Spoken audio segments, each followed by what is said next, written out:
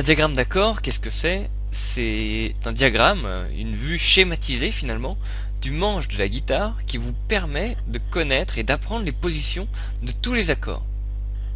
Du coup, quand vous regardez le manche de la guitare, vous voyez déjà des frettes, des cases et des cordes. Eh bien, un diagramme d'accord, ça reprend exactement la même chose.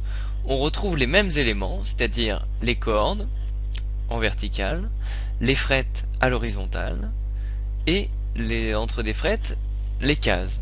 Donc on va voir ça un peu plus en détail. Tout d'abord, les frettes. C'est quoi?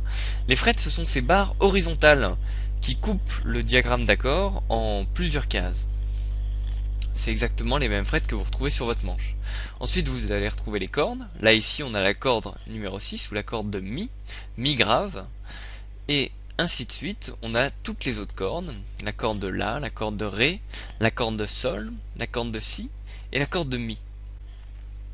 Pour une guitare électrique, ici à gauche, on a le manche, la photo d'une guitare électrique. Et bien c'est exactement pareil. Au début, tout en haut du diagramme d'accord, sur la droite, vous avez le sillet, puis ensuite les différentes frettes, et du coup, entre les frettes, les différentes cases. Voilà, alors, un diagramme d'accord, ça ressemble à ça. Vous retrouvez donc les différentes frettes, les cases, et des chiffres par-dessus, avec écrit 1, 2 et 3. Alors les chiffres, qu'est-ce que c'est? Finalement, ça représente la position des doigts. Ici, on a l'accord de Do, ou Do majeur, C en anglais. Et comment est-ce qu'on retrouve la position des doigts? Et on voit la main, vue de face, et vue de dos, avec la numérotation des doigts.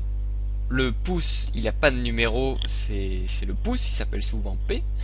Ensuite, on a le doigt 1, 2, 3 et 4 qui correspond, doigt numéro 1, l'index, doigt numéro 2, le majeur, doigt numéro 3, l'annulaire, doigt numéro 4, c'est l'auriculaire, le petit doigt. Voilà. Donc ensuite, comment est-ce qu'on fait le lien des deux? Comment est-ce qu'avec les numéros des doigts et la schématisation du manche de la guitare, on obtient un diagramme d'accord? Eh bien, c'est tout simple. Regardez ici, on a pris plusieurs exemples. Donc on revient à l'accord de Do majeur.